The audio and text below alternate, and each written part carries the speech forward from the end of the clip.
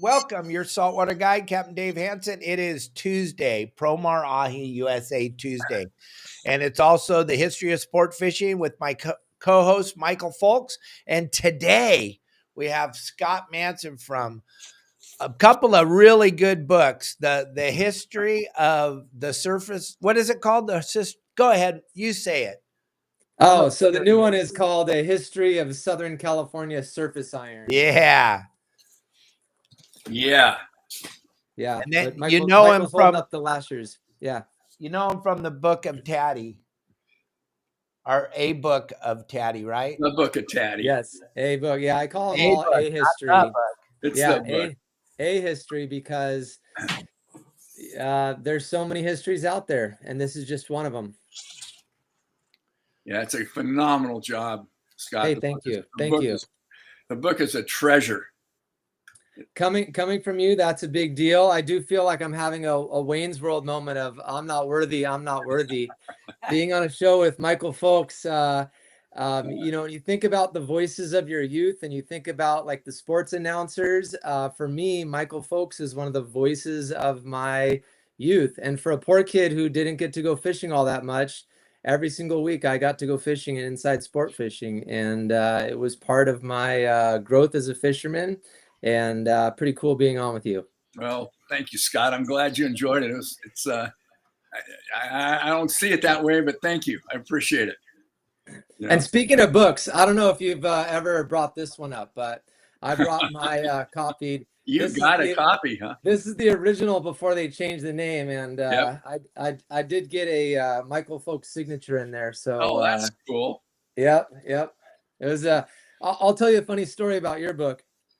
So I'm a teacher at a high school, and I had a fishing club back then. I remember.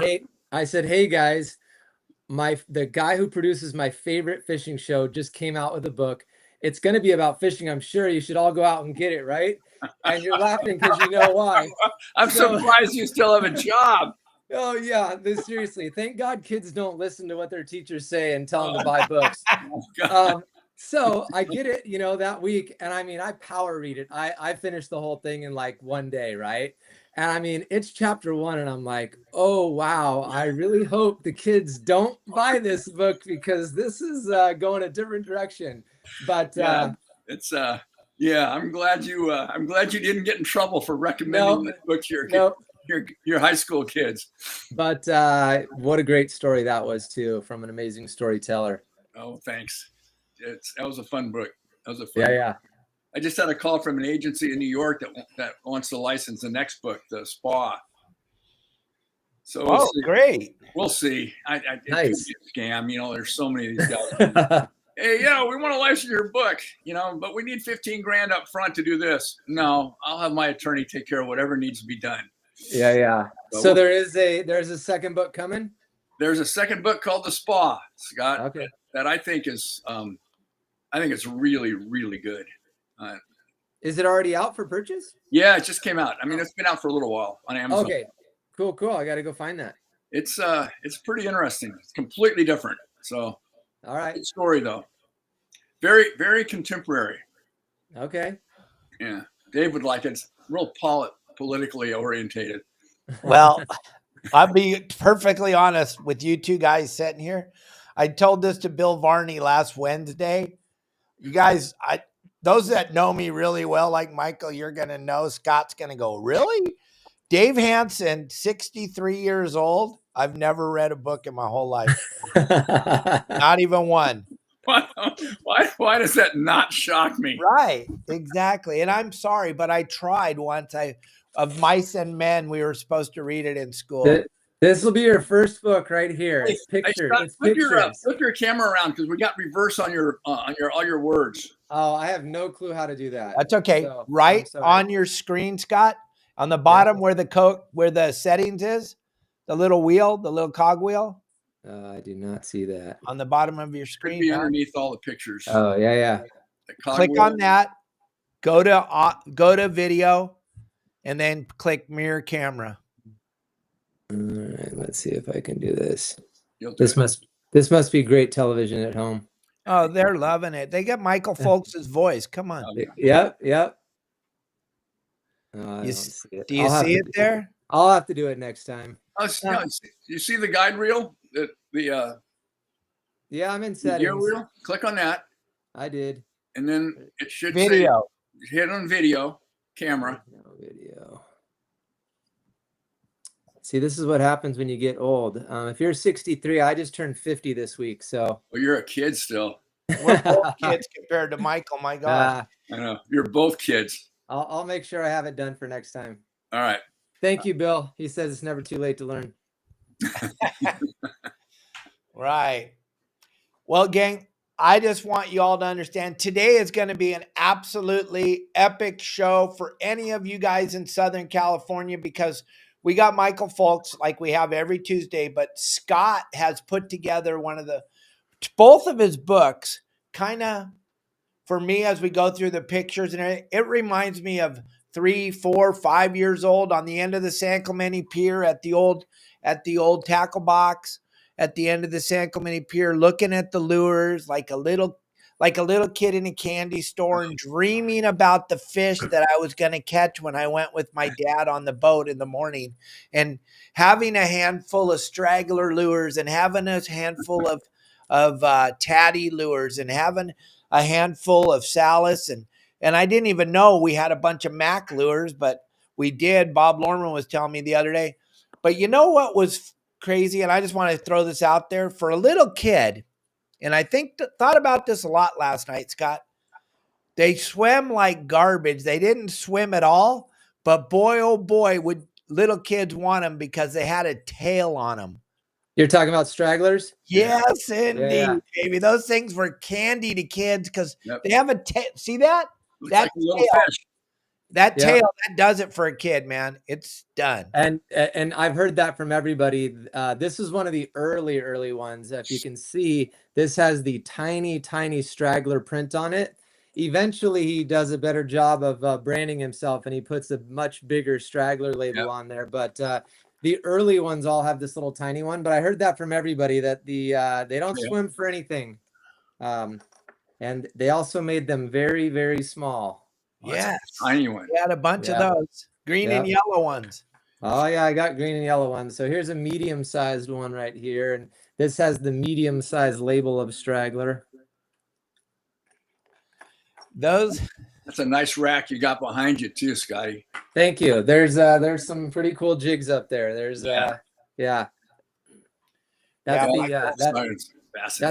that's the really good stuff. The other stuff gets packed away, but this is the creme de la creme. Those are all the collector pieces there. Oh yeah, this right here is a House of Jigs in total mint condition. House of Jigs is considered one of the most collectible. This is an Explorer jigs out there. Yeah. The thing about those straggler jigs, Michael, you weren't with us a few months ago when I had Scott on here, and then the time before 2 years ago when his first book came out, we talk about Leonard Straggler because there was no one that marketed better. His jigs were garbage. They didn't fit. But my God, he sold 1 billion of them because the guy, he was heavy set, but he had a mouth way bigger than mine, and he would have jigs all day long, throwing them to everybody. There he is, a thin version of Leonard right there. Yeah, Leonard Lucier. Next to that is the first ad I ever found from Straggler out of Western Outdoor News. God, what a phenomenal. 1959 was the first ad, but as I told him before, if everybody advertised the way that Leonard Lucier did, I could have wrote this book in 2 weeks. But this guy, I had to turn down ads, whereas other companies, I'm just hunting for one ad. But he did a good job. He had a tape recording too that he would send you in the mail for $20 on how to fish surface iron, like an actual tape cassette, right? Yeah, he gave away a tackle box once a week to the Fish a Week inside Western Outdoor News, and it was really cool to see all those ads and all the winners over the years and things like that. So yeah, he did an amazing job for what people say is a jig that didn't really work. He did a really good job of marketing. And some of the coolest colors, like the colors. Yeah, the colors for a kid, they were insane. Gorgeous. What year was that, Scott, you think?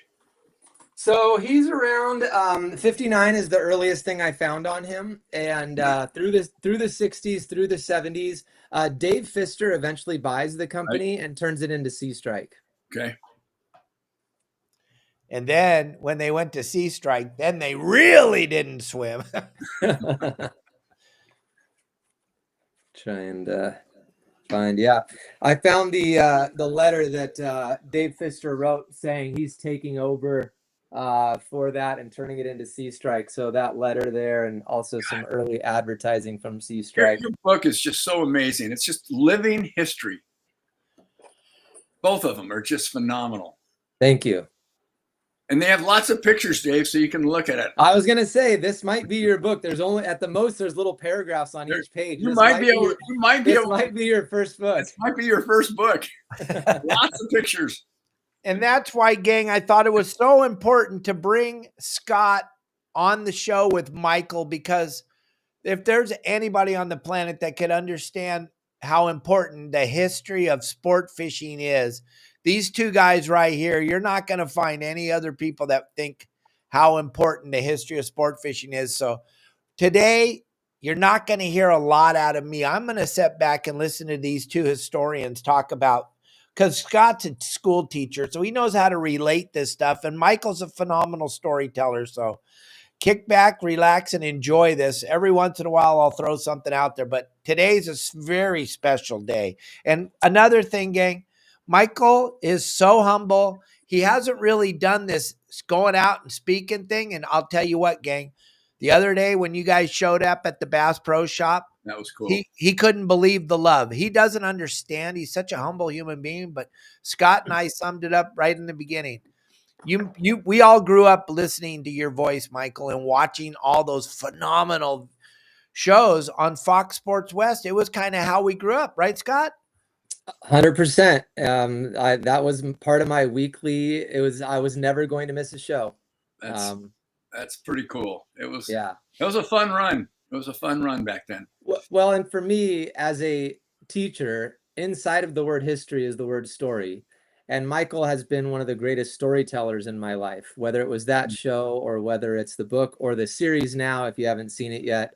He does a great job of telling stories, and not everybody has the ability to tell a good story. It is a skill that I try to teach my students every single day in class, because people who can tell stories, they get jobs, they get, they get the girl, they get the guy, all that kind of stuff. So, yeah. Hey, you know what? When you're at a party and you can dazzle people, that's a skill. Well, I think too, also, if you write about, or you do what you love to do, like your books, they're an extension of your passion.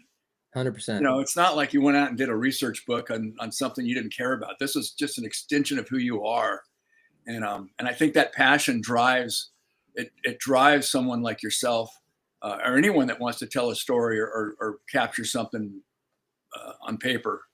If you're doing what you love for work, you're not working. Exactly. And then it's fun, and you're willing to go dig 40 in. hours. Yeah, you're willing to like work all night long because you don't want to put the 1950s Western outdoor news. Like everyone I turned over, I'm like, it's midnight. No, I'll do one more. Yeah. Oh, it's 1:30 in the morning. No, I'll read another one. I'm up to 1957. I'll keep going.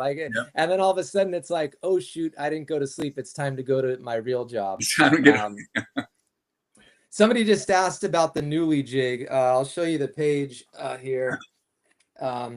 It's a really fascinating jig in that I wish I had one to show you. I also found an advertisement there for you. It's a fascinating jig in that it's made different because of the screws, like the pins that are in it. It's got this like metal backing to this plastic front. So really kind of a cool, different jig if you've ever seen a Newly jig. I have not. Is there one in your book? There is one. Yep. Yeah, just showed a picture of it. Oh, he did? I'm sorry. I'm trying to share this with everybody on the planet. Yeah, so it was Carl Newell that came out with the Newly jig. The first advertisement I found is 1982, but it's a really different because of this metal plate that's on the back and this plastic piece that gets screwed to it, and it's this reflective thing. So Newell's Baja jig is what they call them. Carl Newell's a pretty cool guy too.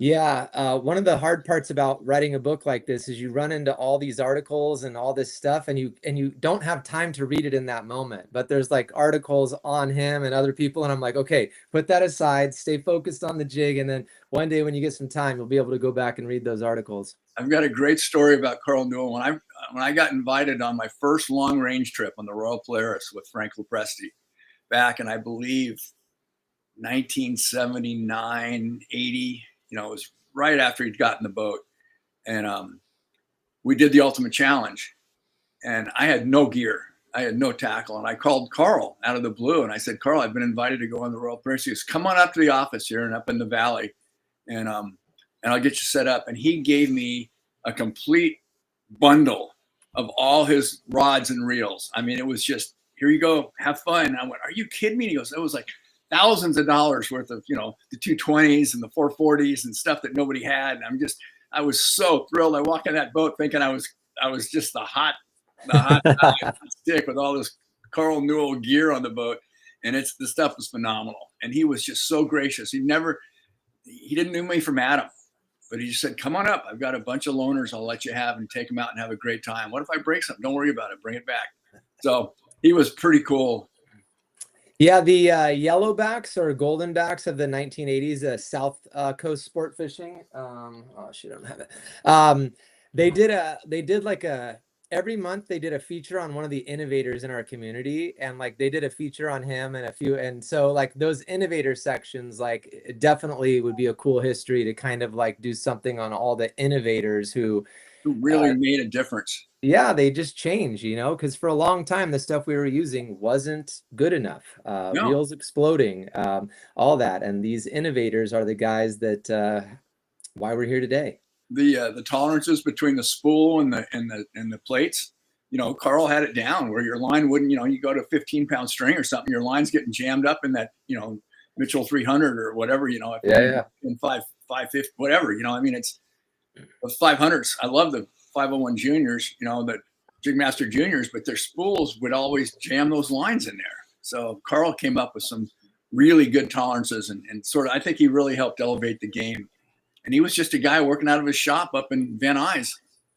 Well, real quick, I just want to throw this out there. Before Carl came along, we had two options with your Penn reels. You had the plastic spool that you could cast, or a metal but it would blow up when you caught a fish, or you had the metal spool, which you could not cast.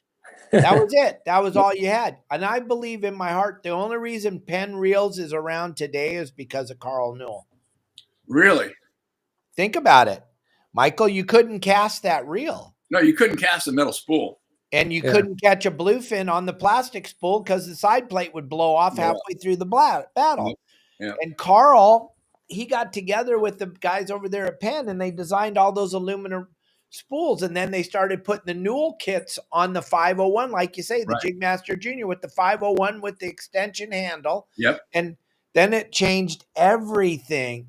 And if he would have done that when those Daiwa Sea Line series reels came out, it was over, baby. If there was no Newell kits on that Penn stuff, you were out. And then Carl designed his own reels. Yeah.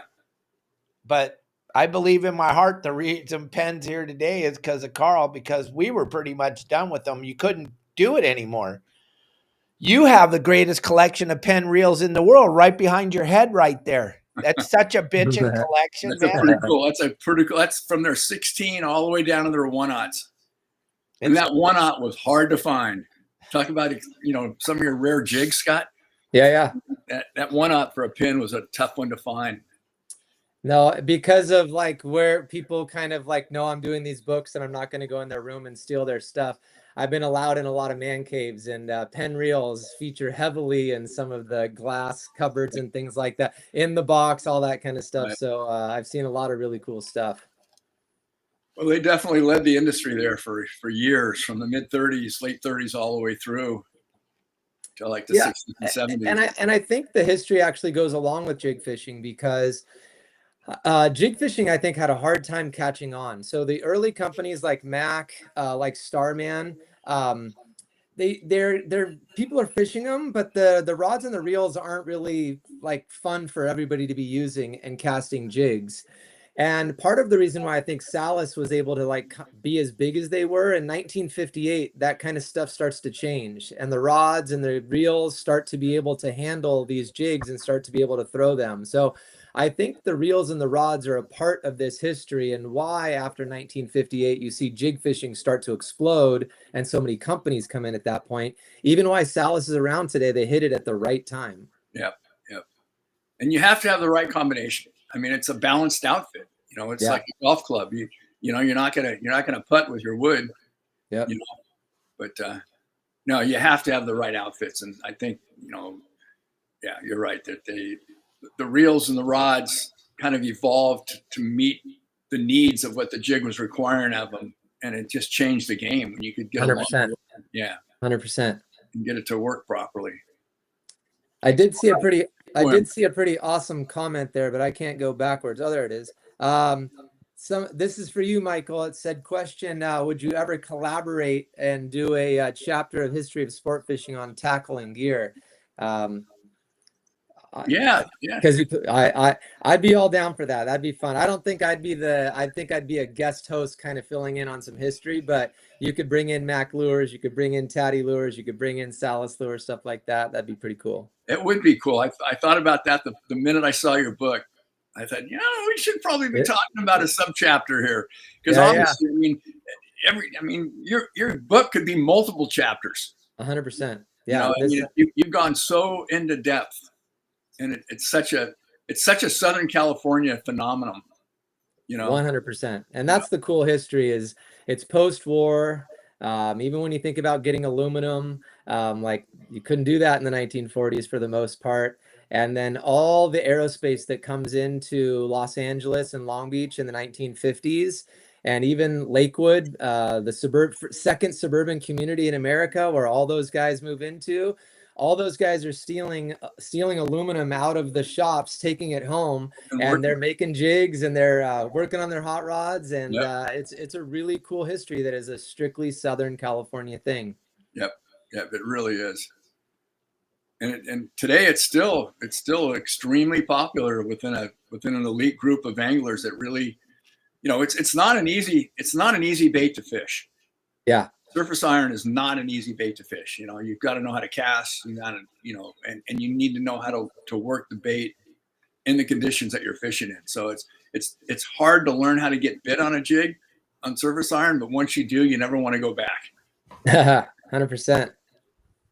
Yeah, real quick, I got to do a little bit of business here, gang.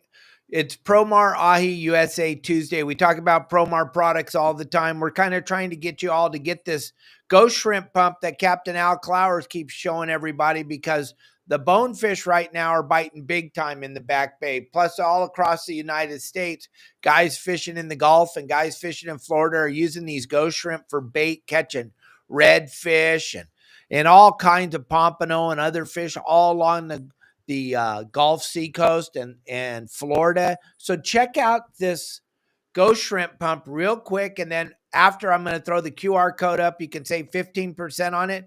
But I want to give everybody, Scott, Michael, turn your volume down right now, because this thing starts out, Al's in the wind, and it is howling, and it's going to blow your eardrums out, everybody. Remember, I warned you. Here it comes.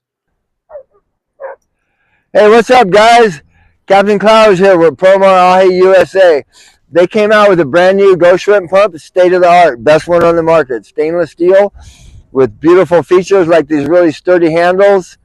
The exit hole is on both sides, so you don't get any air bubbles when you pull, on your stroke up. And the end of it is really sharp, so it goes in the sand or the mud really easy. All the components are really accessible, where you can change the grommet and stuff like that. I've used a lot of pumps over the years, stainless steel ones as well, and this one is top notch. So I'm out here to show you how easy they work, and let's go over here and check it out. So all these little holes right here are ghost shrimp houses. So you go over the little hole and pull, and it's very easy. There's a bunch of small ones right here where we're at, but There's one right there, honey. See that? So here's a ghost shrimp right here. These are the perfect bonefish size right here. But just a couple pulls on the ghost shrimp pump, and we got some ghost shrimp. So if you guys are looking for a really cool stainless steel ghost shrimp pump, go to PromarAhiUSA.com and get yours today. See ya.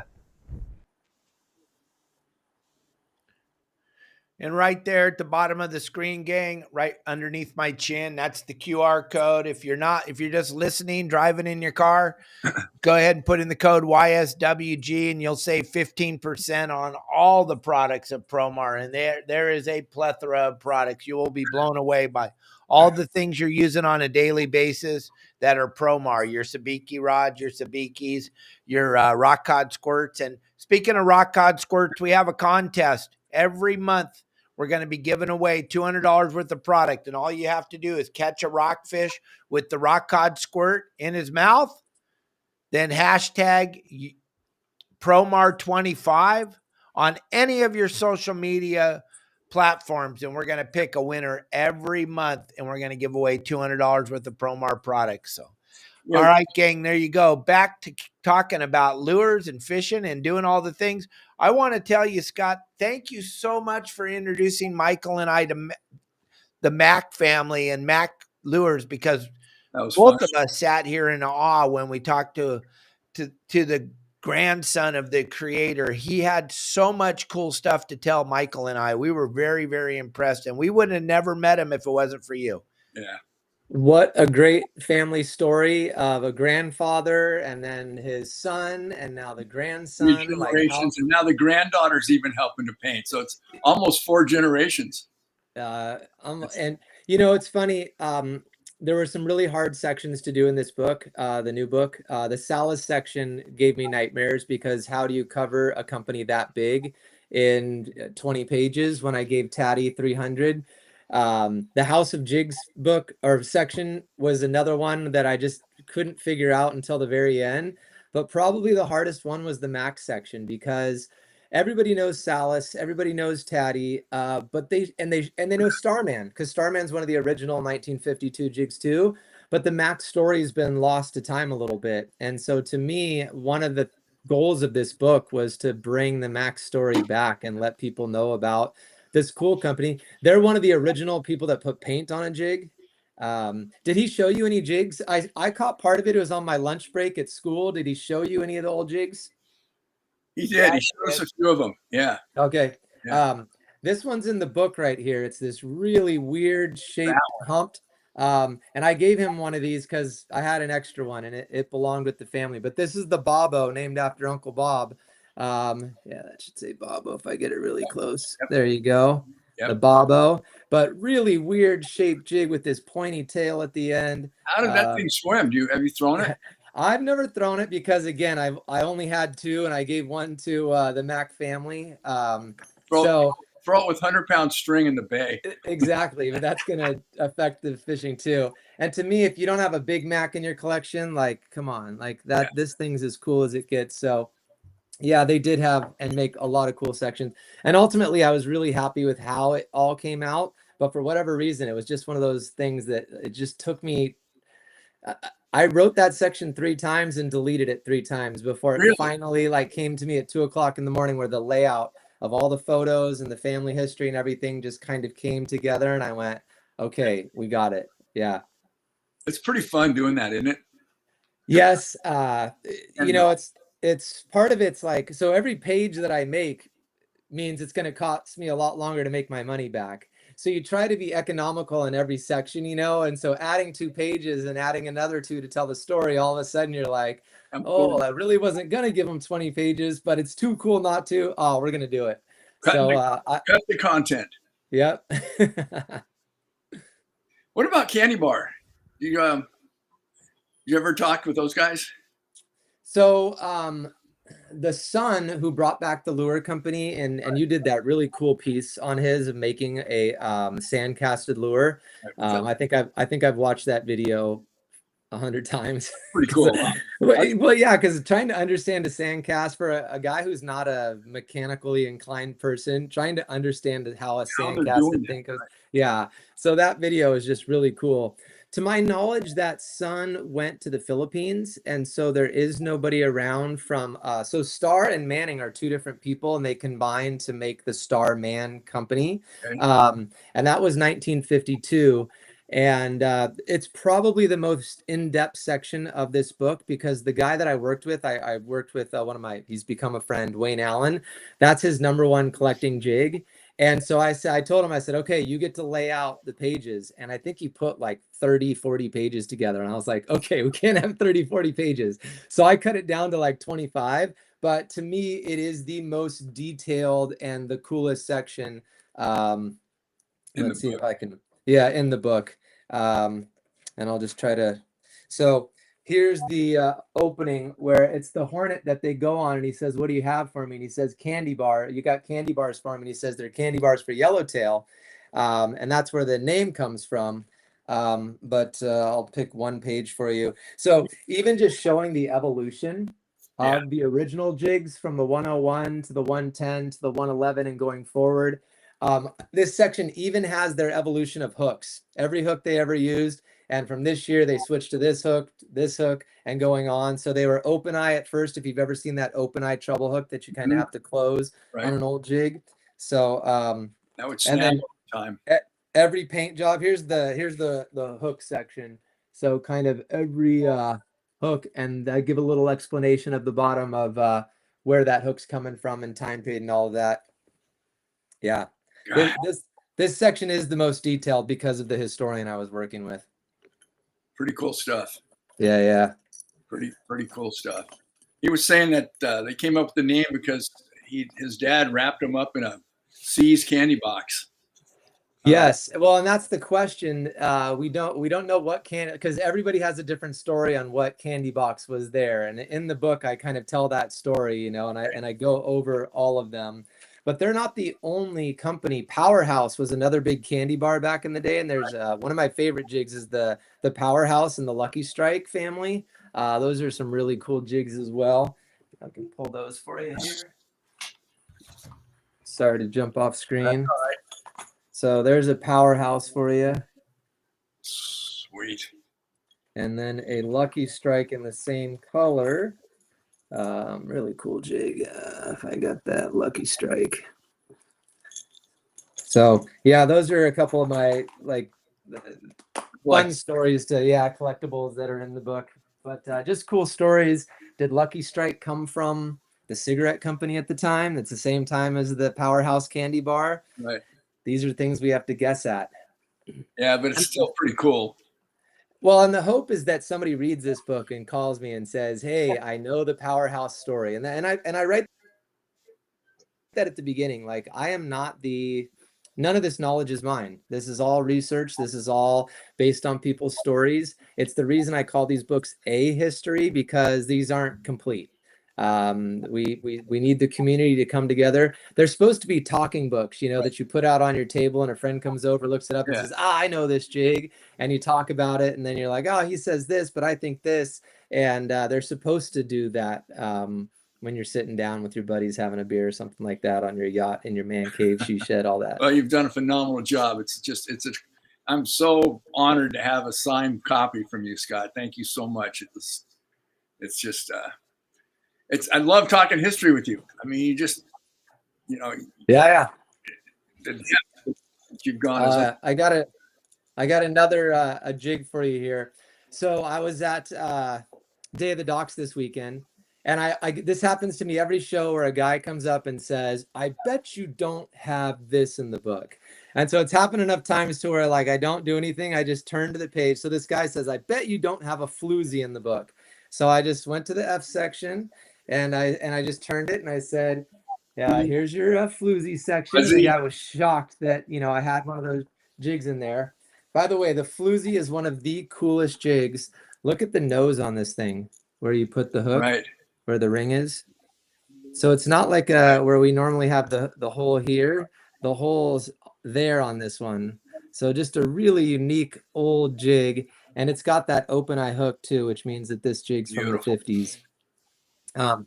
So he goes, oh, you do have one of those. And he goes, I have one of those. And then he goes, I bet you don't have a whammy in there. And I go, okay. And I start to tell him the story of the whammy. And I turn to this page and I'm like, well, whammy's part of metal specialties, which is the streamline. Well, first it's the Dodger, then it's the streamline Dodger, then it's the Roger Dodger. And then I turned to the whammy page and I said, there's your whammy Did he go page. nuts? Yeah, he was like, oh, you know, and you could see he was wanting to like catch me on something. If you know Lincoln Pico, there's a picture of their store and an ad I found from Lincoln Pico. Side story to that, I was at PCS and a guy came by and he looked at that section and he goes, you got it right.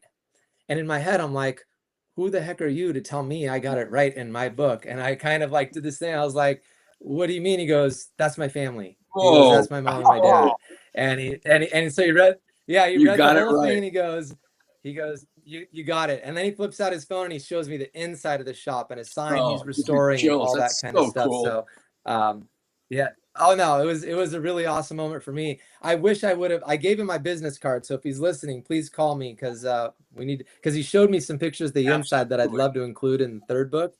But I was just so flabbergasted that, you know, somebody from the family was there, and to have that, like, you got it right, you got all the jigs, was like, okay, we can cross that section off and do that. So, yeah. So then his buddy comes over and goes, I bet you don't have or he goes, oh, no, I know what he said. He said, I bet you don't have a picture of Johnny Perkins in the book. And I go, Johnny Perkins from Spoofer? And so I turn to the Spoofer section and show him, sorry, my dog's going crazy. So I showed him Johnny Perkins and I said, have you ever seen a picture of his wife fishing? And showed him the wife. And so they both kind of dropped their mouths and walked away. So I felt good that I passed the test. It's, yeah, you did. You it'll hold water against any book or anybody I've ever talked to. Now, by the way, I certainly expect for somebody one day to walk up with a jig that I've never heard of, never seen it before. So that's definitely going to happen. And I welcome that day. I can't wait to see other jigs. Well, Scotty, wasn't there like 140 companies making surface irons in the early 50s, mid 50s, 60s? Yeah. So this book, if I counted all of the ones in here, I was over 120 companies. Yeah, and that's so the book covers from 1952 to 1982. I wanted to call it vintage. I know some of the guys that are making jigs now, the CNC guys, are like, hey, you know, we didn't, or some of the newer jigs. And I didn't mean any disrespect to anybody, but I had to cut it off somewhere. And it's also a history book. But I definitely think all the garage guys now are part of the history, because the original jigs were all garage guys in the 1950s. And so I think the movement that's happening right now is right in line with Southern California history, that we're back to a time period where guys are in their garages trying to make it into the next Salas, Taddy. What about Baldy? Would Baldy be considered a surface, a surface iron? Because it's mostly plastics are the ones that I have. 100%. And so I didn't just want to start in 1952. I wanted to do a prehistory on where surface iron comes from.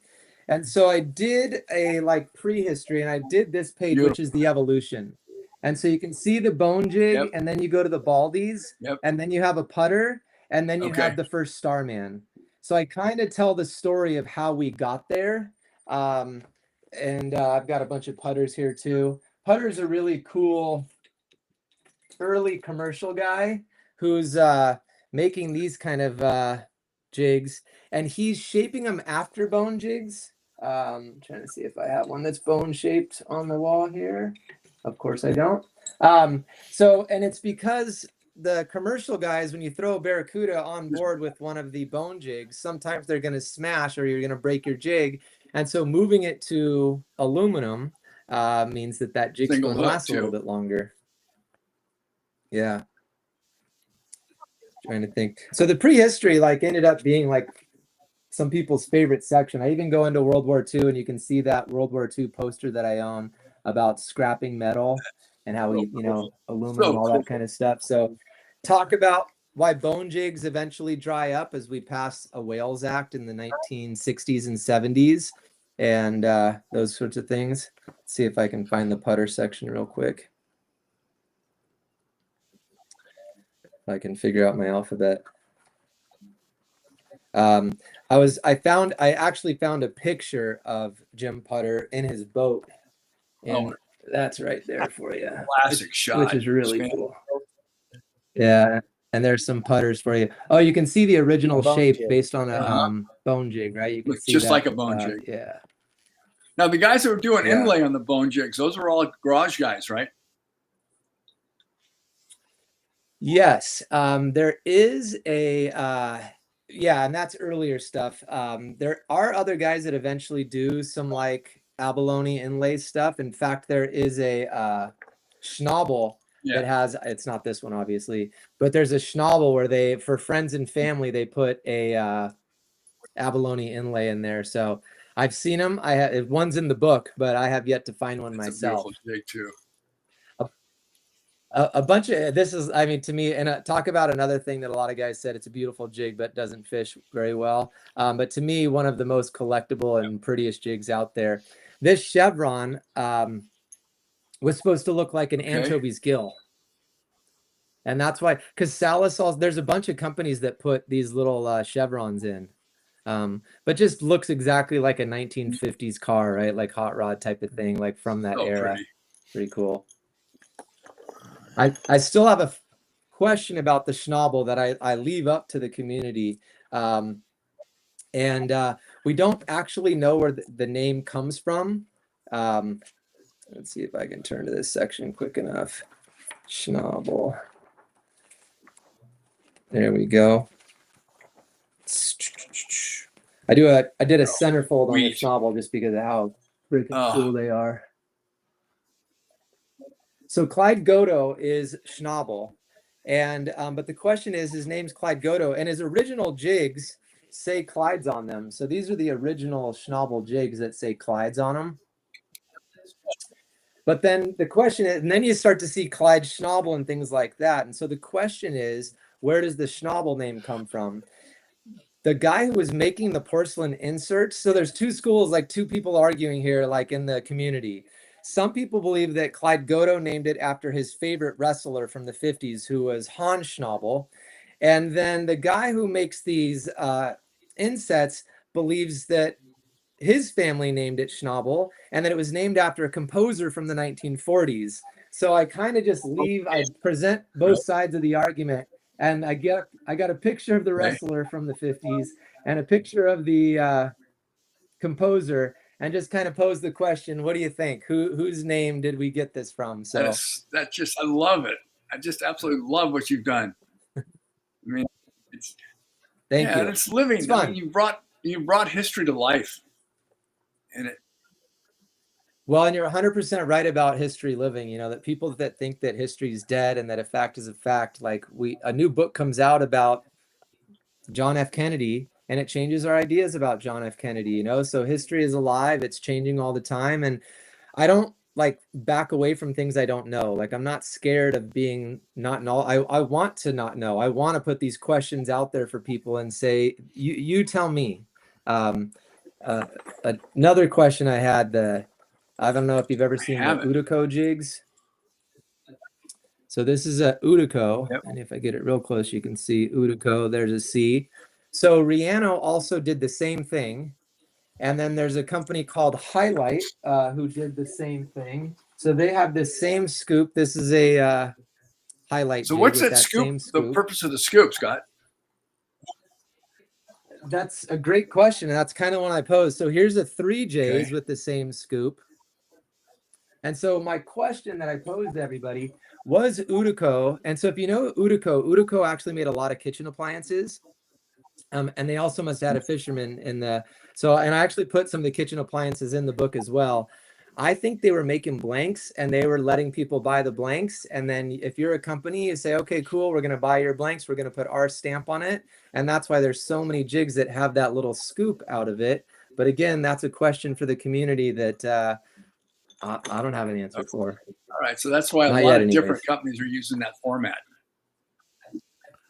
Yes, and I've since found another one. If you probably have heard of hookup baits.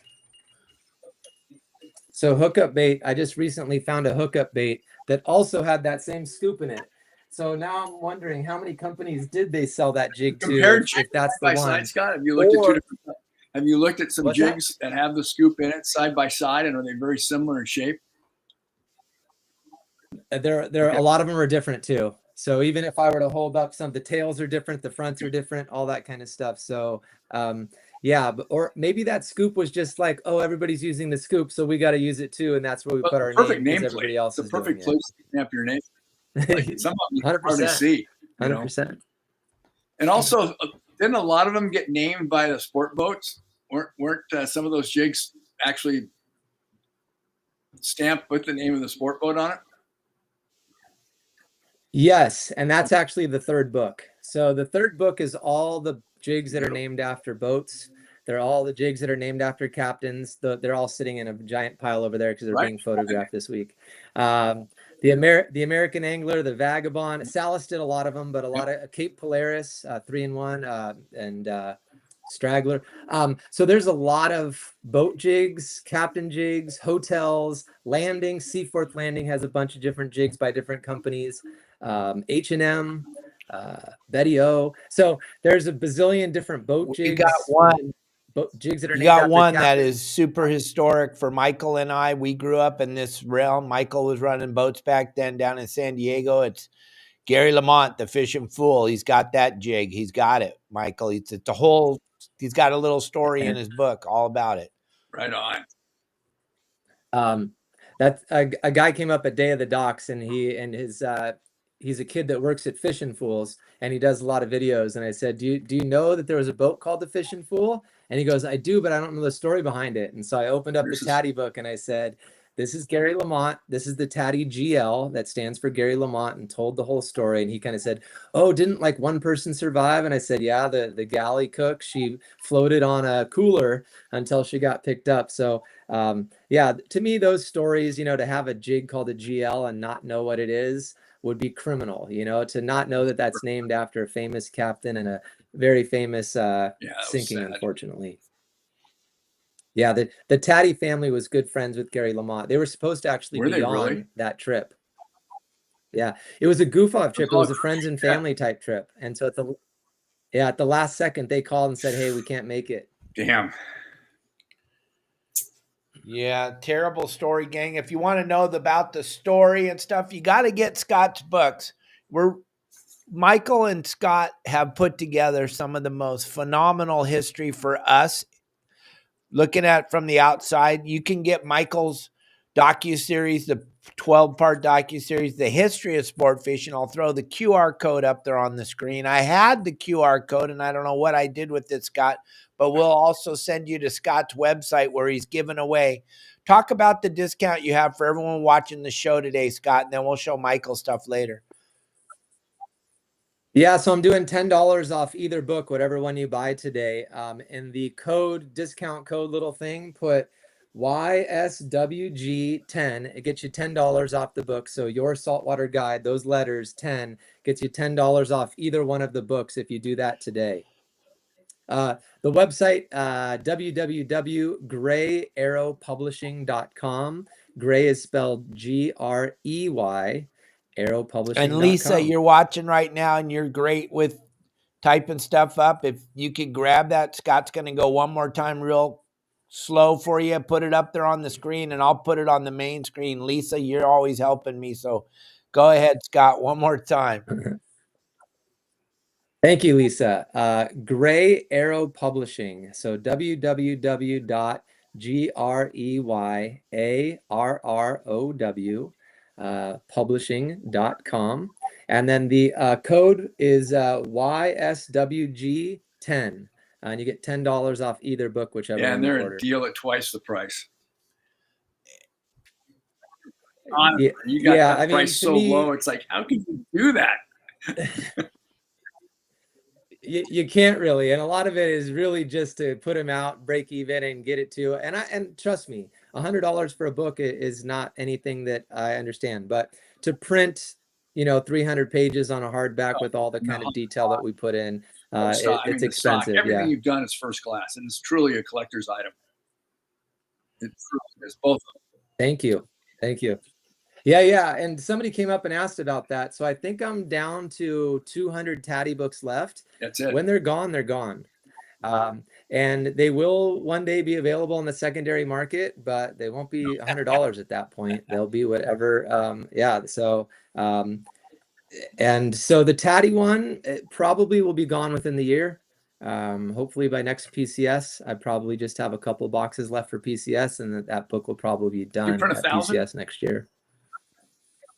Yes. And again, I probably shouldn't be doing 1,000. I think my audience is about 500 people. The Tatty one's up to 750, almost 800 sold. Congratulations.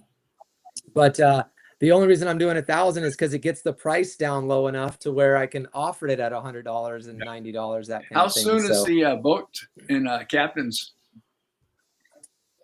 Yeah, so I even think the second book probably came out a little too soon for people. A lot of people came to PCS and they're like, you did a second one already? Like you need to kind of let the first one sit a little while. So my plan was to do 3 in 3 years and do the whole trilogy. But the plan now, the third book is done. The bones are done. I have some few photos that I'm taking this Friday.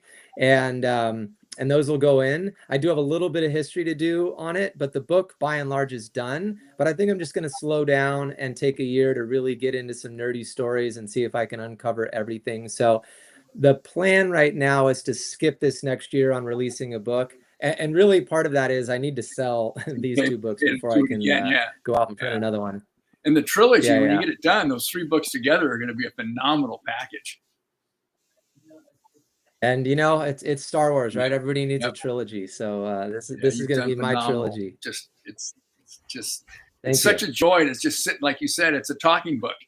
You sit down on somebody's table and you open it up. The next thing you know, you're talking jigs all night. I mean, it's just, and the collectors. I mean, I look at freshwater jig collecting, and that's the pinnacle of freshwater fishing tackle collectibles. Is their jigs. And they have 100 books out for their kind of stuff, right? And they have jigs that go for hundreds of thousands of dollars in auctions and things like that. And, I probably should have looked into what they were doing before I started kind of mine. I just knew that we didn't have anything like that out here. Since then, I've kind of looked at some of the bass stuff and been like, okay, let me see what some of these other guys have done. But I think those books appeal to a much broader audience because freshwater fishing is just so much bigger than our little niche in the world. But I love our little niche in the world, and this history is pretty cool. The fact that you preserved it is awesome. So, and then Scott, you're going to be up there at the Ventura show, second, third. I'm going to be in your booth on Saturday. So thank you for having me. I'll bring some books. So those of you that are going to Ventura, I'll be in the Your Saltwater Guide booth on Saturday all day long, talking about history, I will have the books with me, all that kind of stuff. And to me, there's nothing better than the shows because the guys get to come up and talk and you get to do the history. And so many of those guys are like, hey, this jig I had as a kid. And so many guys look at the book and it connects them to their childhood. And so for some people, this book is about collecting, but for a lot of people, it's just getting back in touch with that inner child that went fishing with his dad in the 1950s and 1960s and used his first jig on the half-day boat out of Redondo or, those kind of things. Pretty cool story. So I had a guy come up at the Bart Hall show. And he said, have you ever heard of a peanut house? And I opened up, it was one of those, and I opened up to the Paramount section. I guess I'll throw the Paramount section up. And I said, I have heard of that. And I said, I'm actually don't have one. I'm missing it from my collection. And he goes, well, I have 2 of them. And I said, let me show you the Paramount section real quick. So here's all the Paramount jigs that I know about right here. And there's a couple blow-ups of the Paramounts. So just kind of an off-brand, really cool kind of, and the names are really cool, from Whiz Bang to Butterfly to Scooters and all that kind of stuff. So just to show people I do fish them, I brought with me a bunch of old lures down to Cedros this year. So there I'm fishing a Paramount Scooter, and that calico came up and grabbed it. My friend was fishing a House of Jigs Explorer but throwing $150 jig in the water. Yeah. So this guy says, I've got two of them, two peanut houses. I said, okay, cool. You know, I said, here's my card, call me. Maybe we can do a trade. Well, he never calls me. I even told my friends about it. I said, oh, this guy said he has peanut house, you know, he never called. And I asked him, I said, are you going to PCS? He said, no, I live up in, you know, I live too far away. I said, okay. So the phone call never came. And then I think it was Saturday at PCS. This guy walks up and he goes, do you remember me? Yes. I go, peanut house. He goes, what? He goes, how did you remember that? And I go, I never forget a jig. And so he puts them on my table and he says, do you want to do a trade? And I said, I looked at the jigs and I said, let's do it. So we made a jig, and so here's my, now I'm official. I now have a peanut house. Is that a really collection. Textured surface? So yeah, it's real. Everything that Paramount did had this really kind of rough surface. Did they think that put out a different vibration? So, I talked to Patrick Sabella about that, and he said it's everything on that jig, everything on his jigs creates a frequency within the water. And that. So here's a flyboy that they did in the exact same kind of thing. So yeah, you might be right with that. It's hard to make any kind of assumptions, you know, at these, without having somebody from Paramount saying that's exactly why we did it. Definitely Patrick a different was saying, jig. I guess he was some kind of a genius, you know, aerospace engineer type guy. I believe that about Patrick Sabella. I've seen, this is a Paramount star. I love this that. Is a really with rare the stars one. on it. But he was saying that that what separated his jigs from the modern jigs that you get today, primarily in freshwater, is all the textures that he put on and that Paramount looks like it's an exact concept. Yeah, I'm with you. That's a Paramount jig, another kind of rare one. They have a bulldozer. I've got them all here if you wanted me to go one by one, but that would take a while. What a collection. So so it's really cool. And the guy gave me a package of jigs actually. And he said, hey, there's this one jig in there called the McMahon Brothers Spoon. And never seen that before. If you can see. Yep. And he said, do you know anything? And I said, I don't. And he said, well, I'm willing to do the trade if you kind of do the history for me. So after PCS was over, went home, called my old guys, dug in. McMahon Brothers was actually a furniture company. It was actually a big furniture company, like back in the, I want to say 50s and 60s, no longer around today. And then I found out that one of the brothers wrote Baja camping books and fishing books. And so the same McMahon that made this spoon is the author of those books, and the same guy that is McMahon Furniture Company. And then I started looking at the furniture, and I realized that this is just a handle on one of the desks that you would open up the desk with. Cut it down. And they took one of the handles and they cut it to make some kind of a fluttering spoon. So I emailed the guy the next day. He goes, wow, you work quick. He goes, and I sent him a picture of the books and everything. He goes, that's unbelievable. So to me, that's fun. That's the fun part of this, is finding a jig you've never heard of before and just calling all my old guys. And by the way, when I call them old guys, I have all love and respect for them. They're my old dudes that I call when I have a question. And, you know, they can point me in the right direction, from Wayne Allen to Bob Tuttle to all those guys. So when I say old guys, that's a term of endearment for all my guys that have really become best friends to me. Guys Tuttle's, that I talk to weekly. Been at the pinnacle of collecting for years. Yeah, absolutely. Stop for one second, you guys. Do you guys both have time to go late? I'm on Michael, spring break right you now. busy? Whatever you need. No. Okay, good. So we're going to go a little bit late today, gang. If you got to go to work, it sucks to be you, but we're going to be going late here.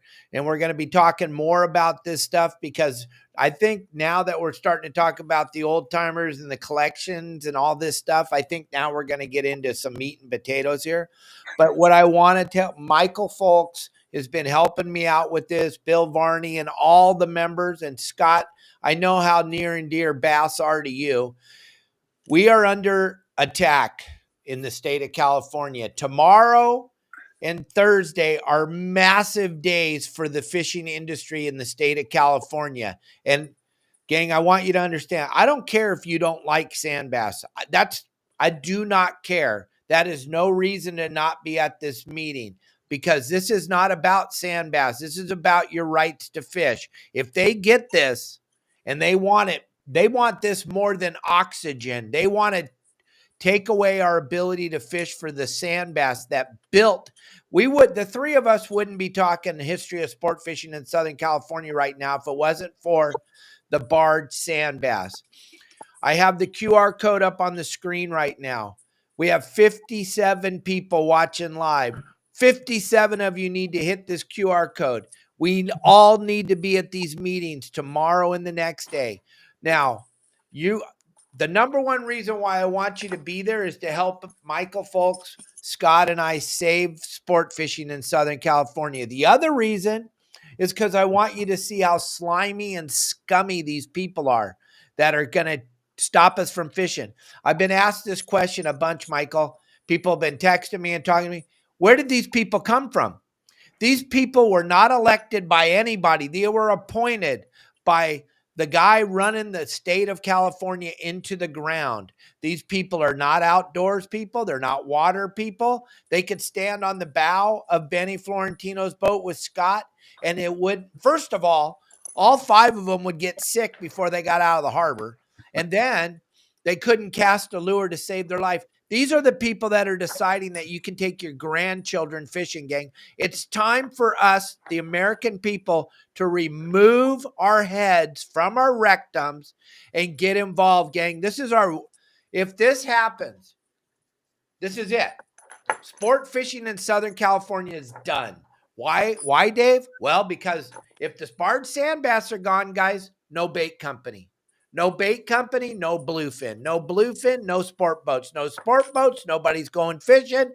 And Benny Florentino and Scott can only take one other person on his boat. Michael Folks, the vintage, he's not taking you guys. I'm sorry. So if we don't save this, your grandkids and your kids, grandkids aren't going to be able to fish. This is real. This is honest. A couple weeks ago, we had Chase Ofield on here with Michael, and they want to take away the rest of Laguna Beach. These people are evil, vicious, slimy, scummy human beings. And we've got to stand up, gang. Please. Ken Frankie, the president of the Sport Fishing Association California, my sister, Donna Kalis, Michael Falk, Scott, we're asking you, let's have 1,000 people on this conference tomorrow and the next day. The QR code is there. The only person stopping you from stopping this is you.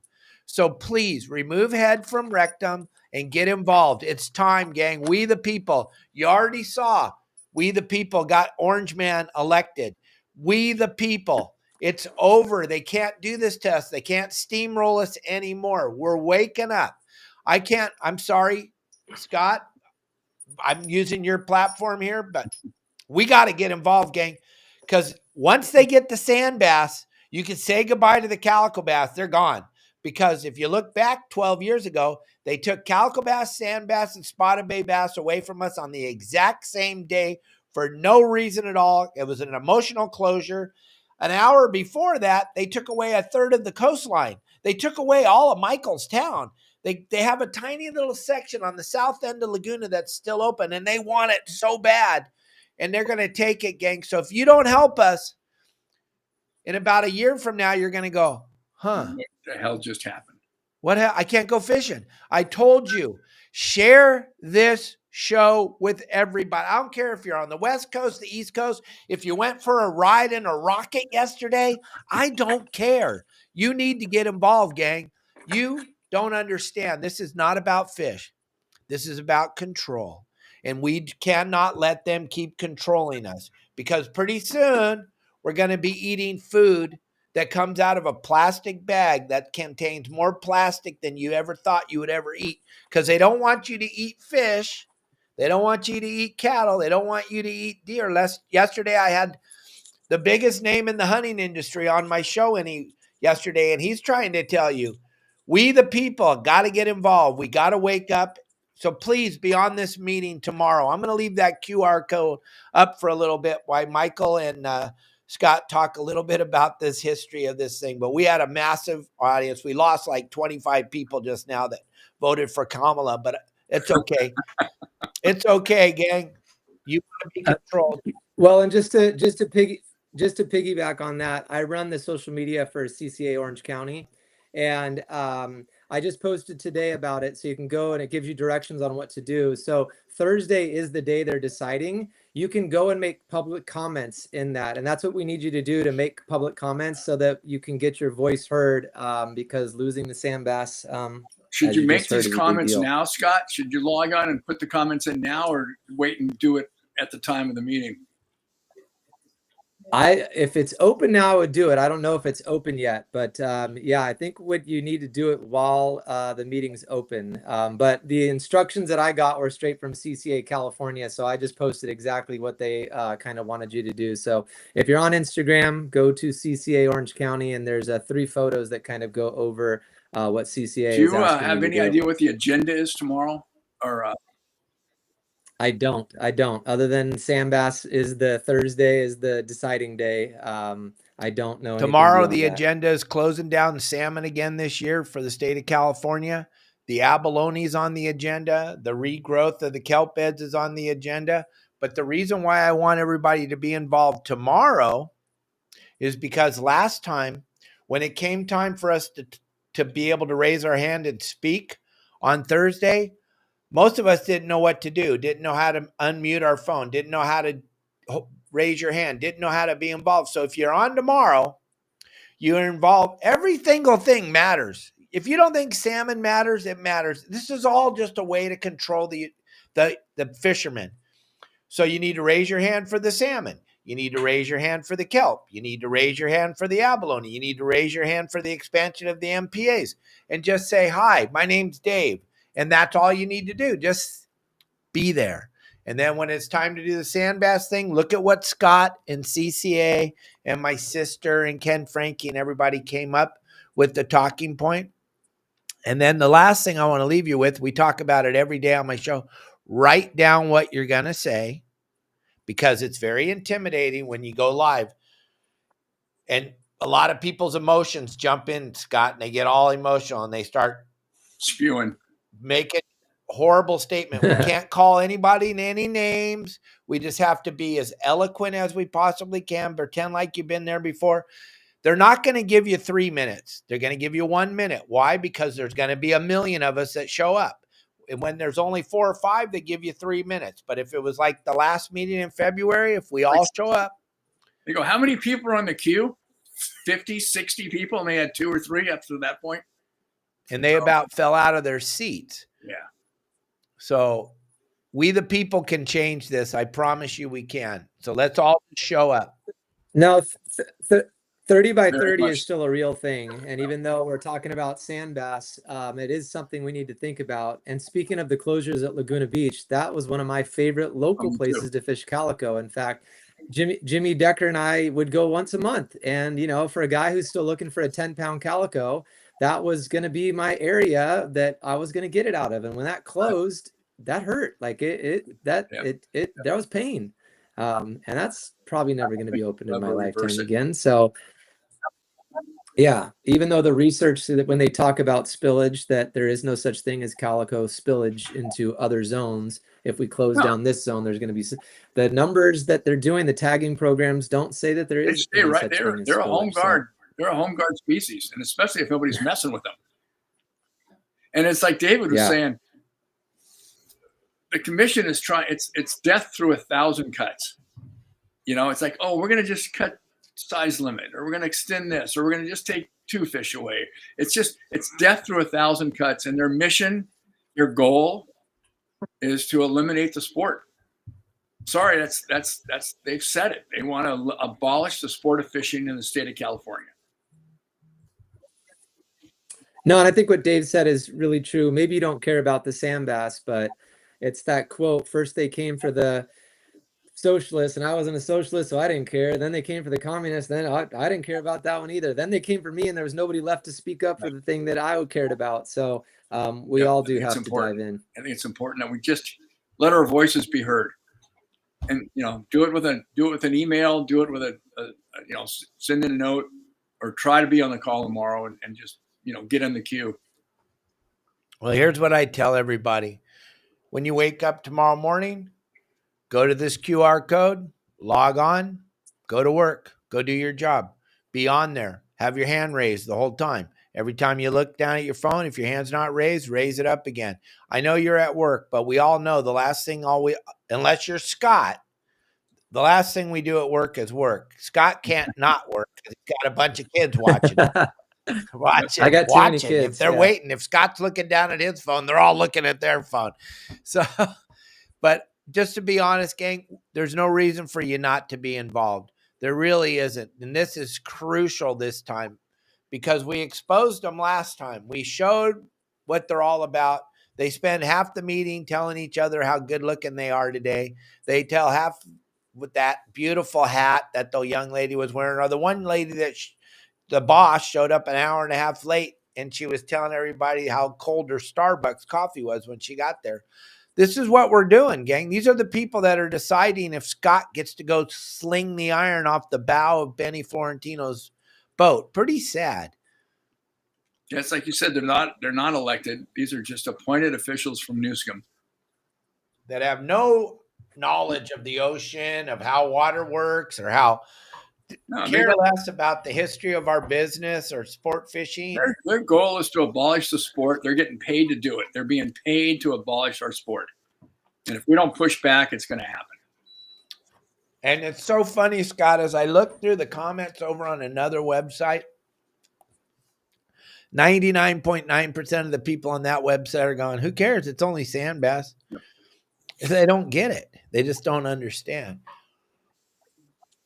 Well, and Jimmy Decker said, cool, I don't fish Laguna. Right. I fish PV. That's who's next.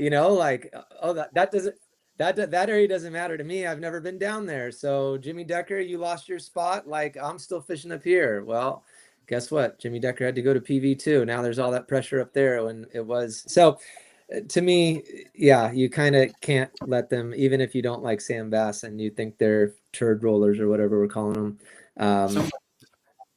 We have to fight Lisa for was these just fish asking too. Yeah. about the Pennsylvania Constitution. Yeah, Seawolf. Yeah, we talked about this probably every show. Scott, I didn't mean to cut you off there. I was just, but no. Yeah. One of the interesting things that we found out doing the research for the history of sport fishing was that back in 1732, along a river called the Schuylkill River, which wound its way along the shores of a place called Philadelphia. There was a group of guys that were all fly fishermen that weren't real happy with the British law. And so they started talking about, what's it going to take for us to not be under British law? And they formed this fishing club called the Schuylkill Fishing Club in 1732. It still stands today. It's the oldest continuously operated social English-speaking club in the world. And these guys, you might have heard of them, George Washington, Patrick Henry, Ben Franklin. I mean, a few of the guys,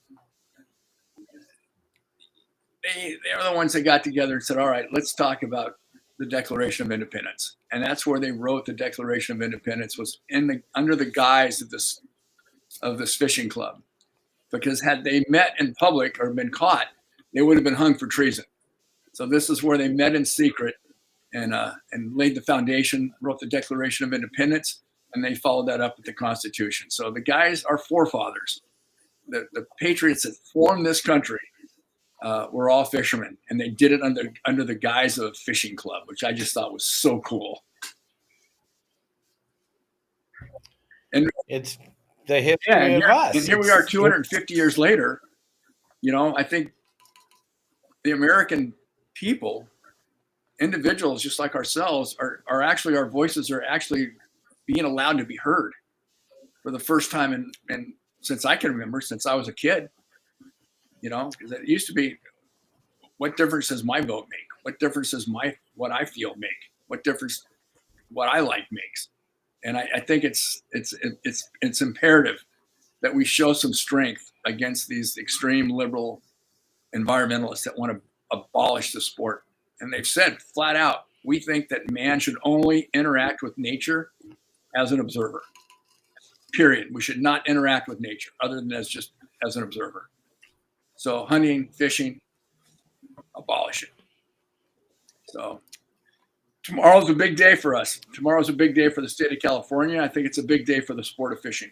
And it's a pain in the ass sitting there listening to all that crap. I just go out of my mind listening to them all flapping their jaws about this and that, and professing to be expertise in their area, and they're just hired hands. They're just hired puppets.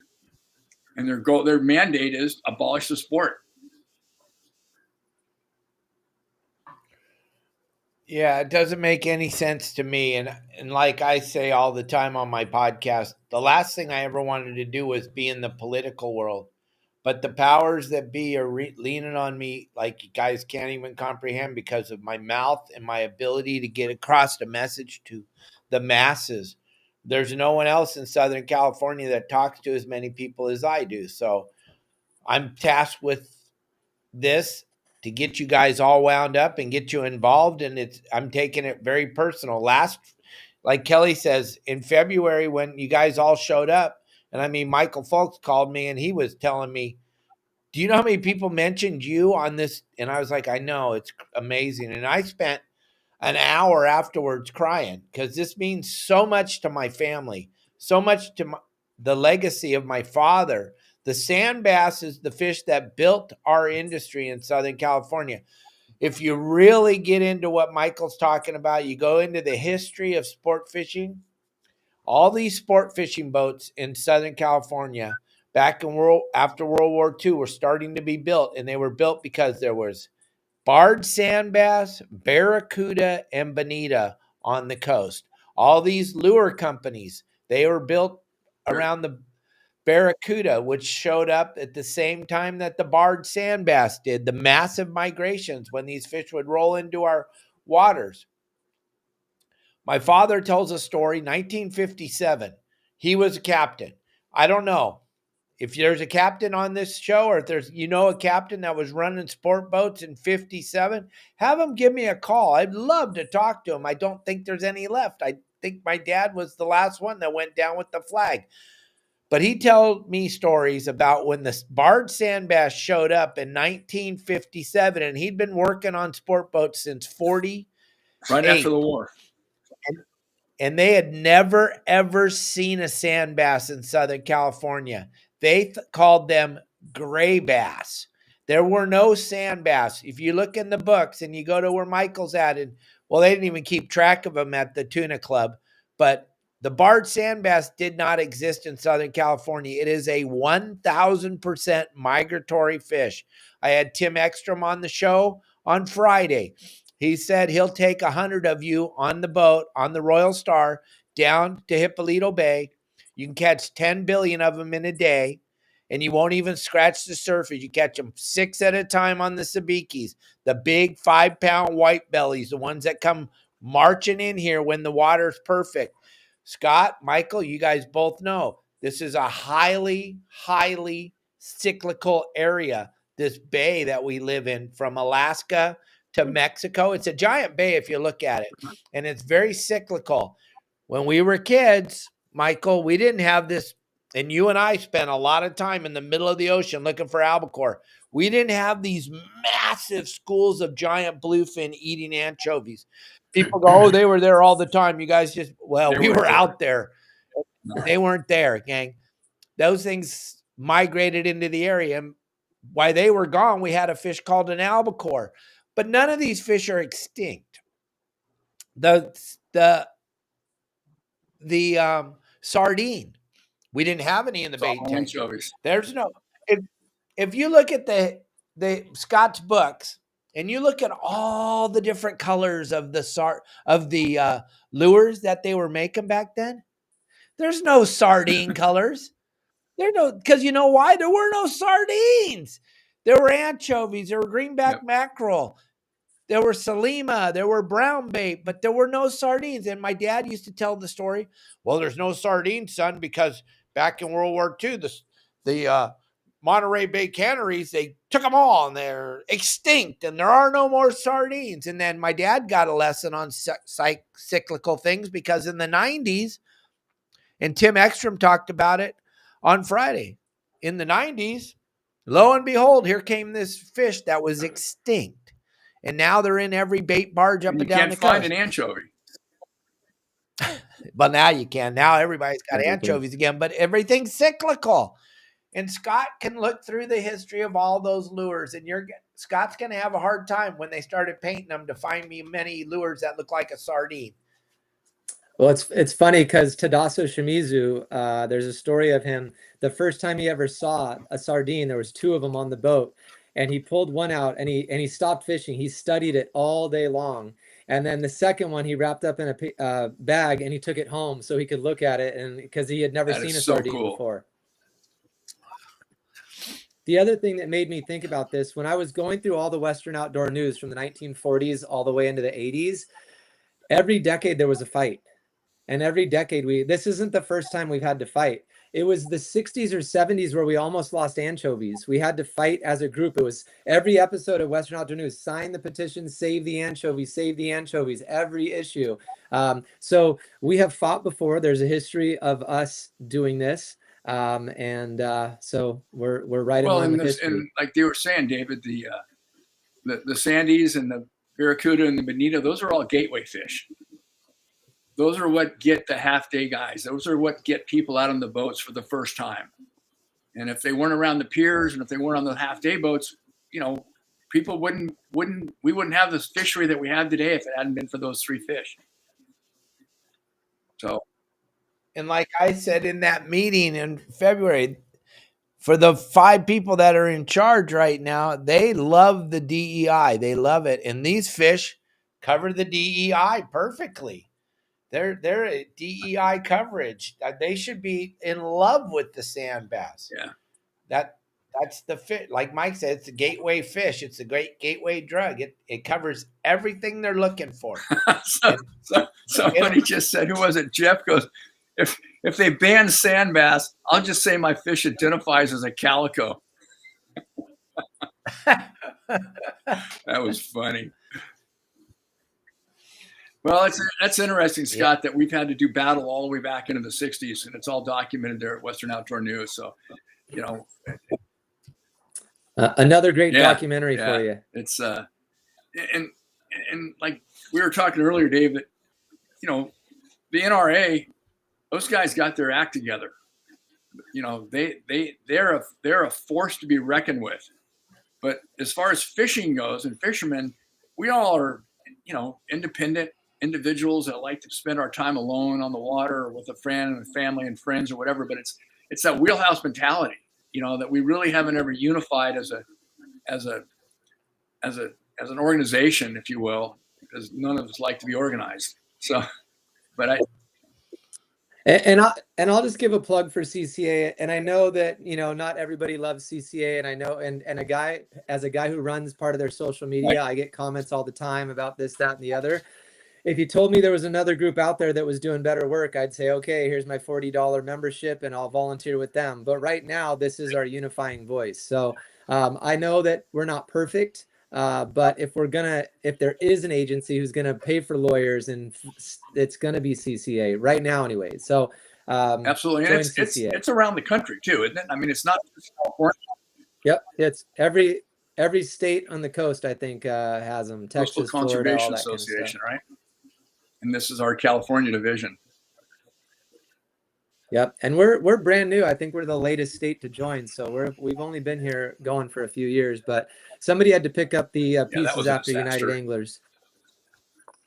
Yeah, and you guys all know, everybody that watches me every day, I support CCA 110%. We raise a phenomenal amount of money for CCA last year at the CCA dinner for to give away the Lifetime Conservation Award to Mark Orlick. And now this year we're giving it away to Dave Pfeiffer. Your saltwater guide raised more money than anybody else. We gave away more stuff. My table raised more money. We're there every day fighting the fight, talking about it. We'll be at the CCA dinner. My table's full, but we can fit other people in other tables if you'd like to join us for the CCA dinner.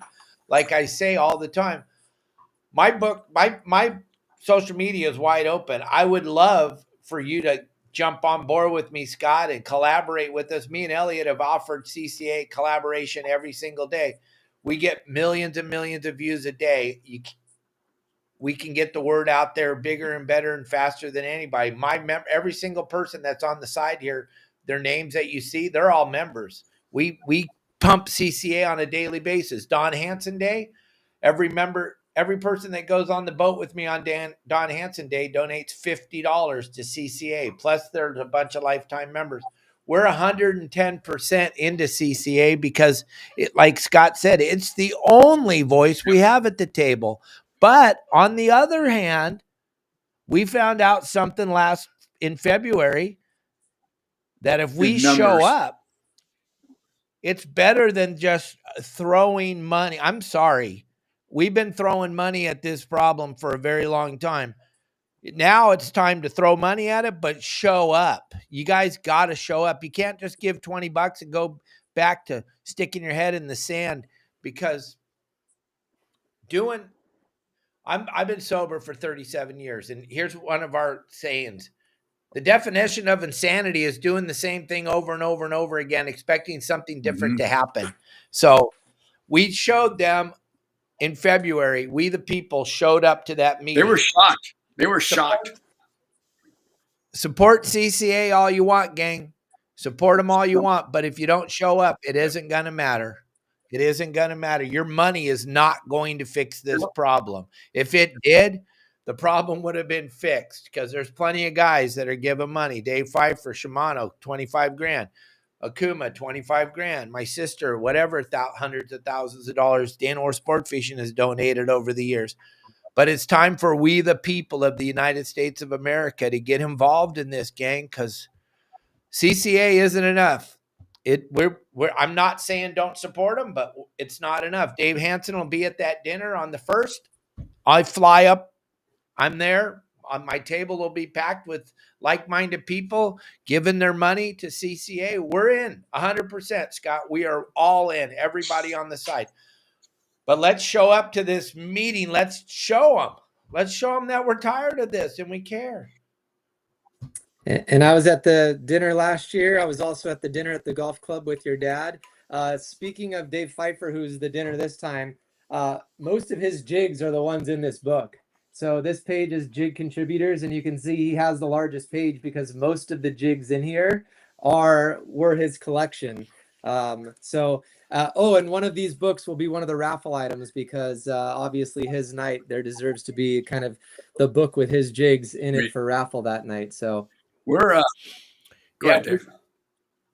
we're donating a fishing trip with me again down here this year on a beautiful 60-foot Michelson. We'll be fishing that tuna and the marlin, and the Okuma guys won the auction last year, came down here. The new president of Okuma got his first blue marlin, got a nice 250-pound blue marlin. We don't even remember how many stripers we caught on that trip, and yellowfin tuna. It was just an absolutely incredible. The guys had so much fun that we ended up going back out the next day and just paying for fuel. So there's so much opportunity when you come to this dinner to donate to CCA, gang, and the who's who of the industries out there at the dinner. So we can still get you in. We can still find you a table to sit at. You can still come and have dinner with us. It's $200 a plate to hang out with the industry and raise money for CCA. We're also, just on a side note, we're also giving away 4 nights at the Tuna Club. So you can come over and spend the day at the Tuna Club and actually spend the night in one of the rooms at the Tuna Club. What if you're a woman? You're not allowed. But I identify as a woman, so what can I tell you? Isn't that funny, Scott? You ever been into the Tuna Club? I have never been in. I mean, that's a pretty rare thing to think about. There, Scott. We'll take a tour. It's pretty amazing. But they've got a little set of rooms upstairs that they, members can spend the night there if they're fishing and stuff. So the Tuna Club's donated 4 rooms to your event. So that'll be a pretty fun day. And that's cool. Just for a minute, Michael, because when I went in there the first time, I got to go in there many times. I've had some phenomenal experiences in there, but you can feel it when you walk in there, Scott. It's just like, if you're into baseball, when you go to the Hall of Fame, football guys, you go to the Hall of Fame. when you go into the tuna club, that's like going into the Hall of Fame of fishing. It is absolutely overwhelming, the feeling. The wooden floors are the same. The old fighting chairs that you could sit down in, they're the fighting chairs that Zane Grey. Just tiny little list of who's who of fishing that's been in that building, Michael. Presidents. Oh, it's pretty much endless. How many, president, yeah. And that's pretty much where game fishing for fun and game kind of started there, right? It evolved from, yeah. I mean, it's the first tuna, first marlin, first broadbill swordfish ever caught in the world, ever on a rod and reel, were taken out of Avalon, starting in 1886, 1896, 1898. But that club is really the living embodiment of your books. It really is. It's an amazing. There is a book the about Tuna it, Club. though, Michael right? Ferrier put together the Tuna Club, and it's a phenomenal book. I have it, and that's another one that you can only get on the secondary market right now. And if you see the price of that one, they're not cheap. And good luck finding one. Your books are going to be the same thing. It's probably going to go down that same path. But yes, I've read that book. It's amazing. Stories. Michael's an incredible historian. He was actually an historian for the IGFA as well. So put together a phenomenal book. Right. So I got a good question that was texted to me. Of all the lures and all the history and all the things you went through, Scott, to get to the point of these 3 books that you've written now, what was the lure, the jig, the story that was most compelling to you as a historian and as a teacher? It's so funny because book 2 is so far out of my mind. Book 1, I'm like currently like doing book 1, so, or I'm sorry, book 3. And so even having to bring up these stories, it's kind of like, oh shoot, I forgot about this stuff because I'm so busy doing book 3 right now that and my kids ask me the same thing. They go, what's your favorite time period in history? And I go, whatever one I'm teaching, because it's the one I'm currently in, Yeah, if we're teaching the Cold War, that's my favorite. If we just got out of World War II, that was my favorite. This is my new favorite. So yeah, it's funny because I just brought out a bunch of Danicos, and I don't know if you know the Danico story, but they're probably some of the most collectible jigs. Danny Collins. I'll hold up one for you. All of them are named after a Greek god. Sweet. So here is your Nike. Let's see. We got the mother. If you can see that. And I just pulled out a couple real quick, but here's the Thor. These are also rare because you can see they're stamped. That's Thor. They actually gave you directions on the bottom. It said for yellowtail, real fast, barracuda, real slow. Cool. So they had directions on the jig. Talk about a cool jig, just because if I as a history teacher, this is the Sputnik. And so that would have been around the time that Russia was beating us in the space race by launching the first satellite, the Sputnik. I love how it all ties in. 100%. History influences what's going on. The things that are going on in the moment influence history. This is the giant Nike. So this is the also a Nike. You can see that little crown kind of engraved into it. Is that heavy? These are all surface iron. Okay. So these are all aluminum. And that's a big thing. Collectors love the lights. They hate the heavies. So, and even though for me, I'm like, well, it's going in a book, so nobody's ever going to know if I have a light one or a heavy one. But still, there is something about picking up an aluminum jig versus a zinc or versus a lead. The other story is the House of Jigs story. One of my favorite pages in the book. Almost every House of Jigs is a copy of something else. So I made a key for you to tell you what the jig was copied off of. So this is a really rare one here. This is a Pisces. Never even heard of a Pisces. Nice. Yeah. Here's a Pete 2.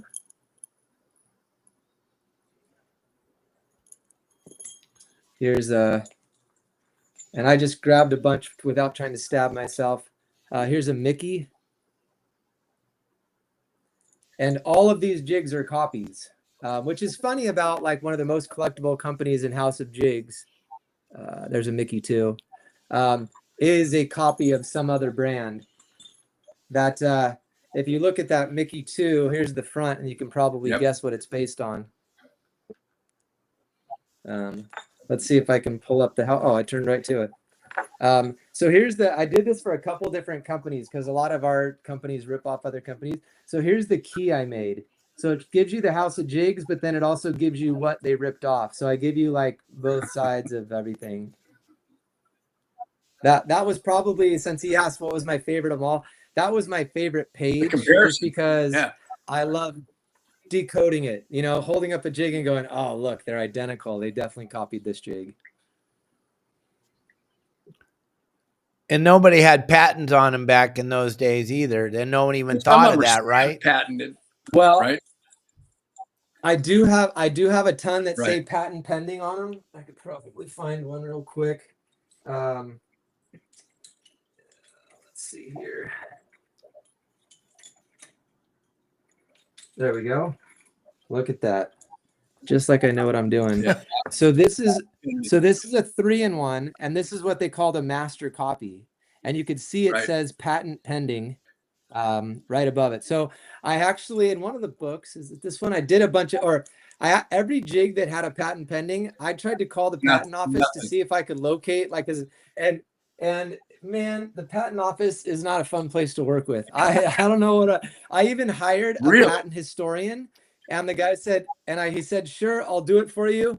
And a month later, I emailed him and said, hey, how's the search going? He said, I haven't found anything yet. And a month later, he never got back to me, which I think he never found one thing. So I know that some of these companies applied for patents. I don't know how far they went or where that paperwork is or if it's anywhere. I think the patent pending was just a deterrent. Right. That's what I was just going to say. They just stamped that on their patent pending, meant leave our stuff alone. Maybe. Somebody just asked about a crocodile. I saw the word crocodile, and I don't know if he's talking about a jig, but I'll show him one. I like the bone jibs that got made in Japan stamped on them. The occupied in Japan is really cool, just because that gives you a. All right, so here's a really rare jig called a go-getter, and you could see it's kind of got the alligator crocodile mouth in the front. If I can get that close enough for you. Yeah. See where that red eye is? The back of that tail has this open mouth like a crocodile.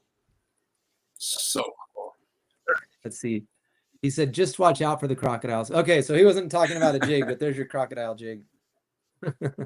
Well, they're all so unique, you know, and it's like something you said, like just you hold it in your hand, you almost feel the history coming through it.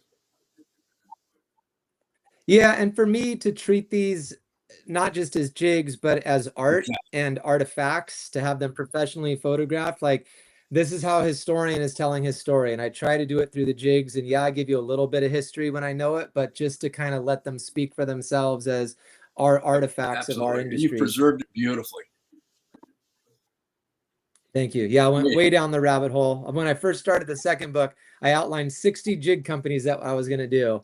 And then it was 120, and I blew my budget way out of the water. And I'm going to put all of them in there because I don't care. You got to cut the content. Yep. You can't leave a jig out, you know. Like I kept saying that. Well, you can't leave this one out. It's another 2 pages. No. Yeah. Well, that's pretty much what happened to you, Michael, with the history of sport fishing. It was going to be an hour-long show. Same deal, Scott. It's going to be like the endless summer meets Ken Burns. You know, big tuna. I love and the next thing you know, it's like, oh my God, we're all going back to China, you know, in the 300 BC type stuff. So, well, I think for me, and I think you're the same way, if you're going to do something, you're going to do it right. And you can go in with an idea of, I'm going to do a 60-minute documentary, but then the whole time you're doing it, you're like, how do I leave this story out? How do I not do this? Okay, so now the documentary is going to be an hour and a half, and pretty soon you're like me, and all of a sudden you're up to 290 pages when you told yourself 120 was the limit because that's the only way you'll make money, and you doubled it with completely blowing that. But who cares? I'm a storyteller, and I want to tell the story. I'd love to get a check. 100%. There's no question. I'd love to get a check, but it's not about the money. It's about, you know, for me, it's been a privilege to be able to compile all this information, simulate all this over the years, and then be able to put it together in a story that'll be around for generations to come. And your books are the same way. You put together generational information that's going to be around for hundreds of years. So yeah, it's my midlife crisis. Sir. I teach about people with legacies all day long, and I decided that, teaching kids, you end up with a legacy, but it's nothing that you leave behind. And I'm like, I got to leave something behind in the industry I love that's also history related. So this is that mothers piece. Went to different schools together. Brothers from a different mother. Nailed it. So here's something I want to know. I tried to pay attention those few days I showed up at school, but Scott, you're a history teacher. Did anybody teach this stuff about the Declaration of Independence? Was this taught in school? Was I absent that day, or was I just high? I mean, so I don't teach about a fishing club right now. I might have to include that going forward, but I definitely talk about the fact that that when those guys signed the Declaration of Independence, they were signing their death warrants. If we would have lost the American Revolution, all of those guys, in fact, the guy who signs big is John Hancock, right? He says, I want King to see it from across the room without his spectacles on. I tell my students all the time, if I was signing that day, I would have gone really small in the corner with maybe just a couple initials. Yeah, like, yeah, who's that guy? Those guys were signing their death certificates. And that's where the club 100%. comes in, because it gave them the cover that they needed to write it. And they were, I mean, yeah. And we're just talking about a handful of the most brilliant men on the planet at that time. The youngest one being 26 years old and John Dayton, the oldest one being 81 at the time, Benjamin Franklin, who by the way, took a Chinese sedan to they met for 4 months in Philadelphia. He took a Chinese sedan, the ones you put on your shoulders and you're sitting in a box in the middle. There was a prison across the street, and he got 4 prisoners out every single day, and he took a Chinese sedan to the building where they signed and made the Declaration of Independence. Cool. But there was a joke about him that he was asleep half the time in the room. Well, so I think. But you're a history teacher, Scott. Did you guys know that? Did you guys get taught that? Teaching history is a lot different. So yeah, teaching that no one knew. Yeah, and the information that's available is a lot easier to find than maybe our professors back in the 80s for me. All at the fingertips right now. Yeah. So it's easier to find. There's more documents that are readily available online that a teacher can show you this document versus, talking about it. So I think it's easier to teach about this stuff. There's more stuff out there, and we're still finding out stuff every day about things we didn't know that happened. Well, I think today we're looking at the same type of core group of people that are that are trying to take back our country. You talk about brilliant individuals, and guys with steels of balls. Balls. Just, what they're trying to do today to return this country to where it was 250 years ago. My hat's off to them. I feel like we've got a group of people today that are coming back around 250 years later to get this thing straightened out. Yeah, people ask me about the future and current all the time, but I tell them I'm a historian. I can only give you answers from the past. So I only give them examples from the past to kind of tell you what we're going through now. But my answer is always like, when they write the history book, we'll see. Yeah, well, this has been an unbelievable day, gang, listening to these two guys talk, like I said, and a lot of you commented, you haven't heard me this quiet in a long time, because I want to know what these guys know. And there was a young man on here about, an hour ago that made a comment, get out of the way, old guys. It's time for us young captains to take over. Well, I'll tell you what, that's why you guys fail miserably. That's why you guys fail, because you feel like you already know everything. You got to look at it like we do. The three of us are sitting here and we're learning from each other on a daily basis. So if you think you know everything, there's a pretty good chance you're going to be working at McDonald's here soon there, young captain. Well, and it's why I tell people I'm not the expert on these jigs. Simulated. I'm the guy who Yes, I just gathered it all and put it in one spot for you guys to look at.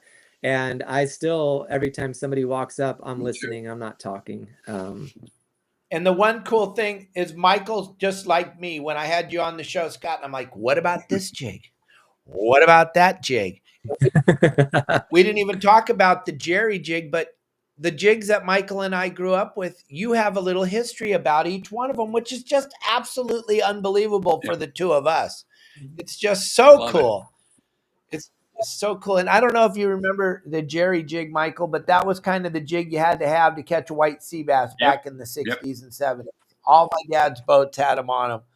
And I asked Scott that I'm all, you heard of a Jerry jig? And he's like, yep, I got a whole chapter about There him, you go. Dave. Look at Yep. there they are. There he is, right? There he is, right there. I go over all the different stamps he used on the back too, and he actually gets quite a few pages in the book just because. And I owe him a thank you, and I know he's not around anymore. But he wrote one of the early articles on the history of jigs, and that has been our Bible forever. Because we didn't know anything beyond that. He did like a one-line blurb on all the different companies that were out there. So that was the start of That was the this baseline book, for sure. Very cool. Yeah. Yeah, it was so cool. It was so fun today. One more time, Scott, tell everybody how to find you because Lisa never threw that up on the screen. GrayArrowPublishing.com. Don't forget you got the little discount code today, YSWG10 for $10 off either book. So grab one of the books, use that code in there. Again, GrayArrowPublishing.com. And then, Michael, how can they find you? Drugs. The history of sport fishing, gang. I'll throw the QR code up there. If you haven't seen this, it's absolutely incredible. But I can't emphasize the fact that you want to sit down with Scott's book with a couple of your buddies that fish with you sitting around and look at this book. And you, like Scott said, all of a sudden you'll look up and the sun will be coming up and you'll be talking about all those phenomenal lures you used as a kid. Same thing when you're watching Michael's history of sport fishing. You're going to learn so much because we talk about the saltwater aspect of it, but there's so much cool stuff about largemouth bass fishing and tarpon fishing in Florida and China and all the different things in the fly fishing world. And there's just so much. And like Michael said, his hour-long documentary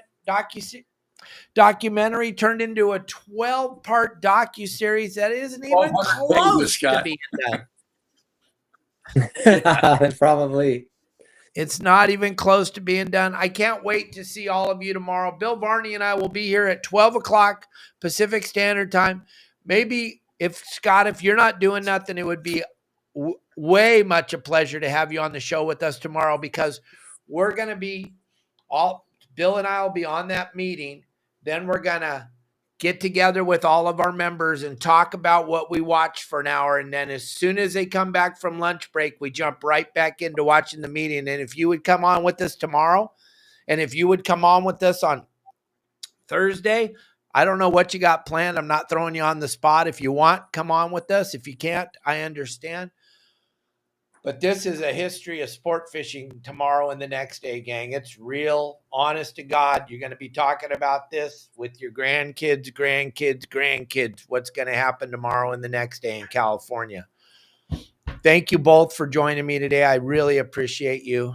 It's so fun. Thanks for having me. And next week with Michael, we're going to have someone you know well, Scott. We're going to have the great Danny Wade.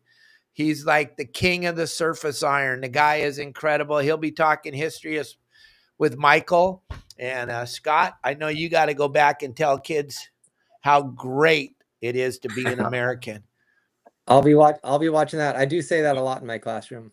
But Scott, I'll be it was watching that one. pleasure having you on the show. Thanks. And hey, like I said, I'm not worthy. I'm not worthy. So excited to thank do you for something doing with everything you. you've done. I mean, because they are truly, thank you. They are truly collector's items. Yes, they are. Thank you, everybody. I'll see you tomorrow. Have a great day. Turn off the news. They're all lying. This is the only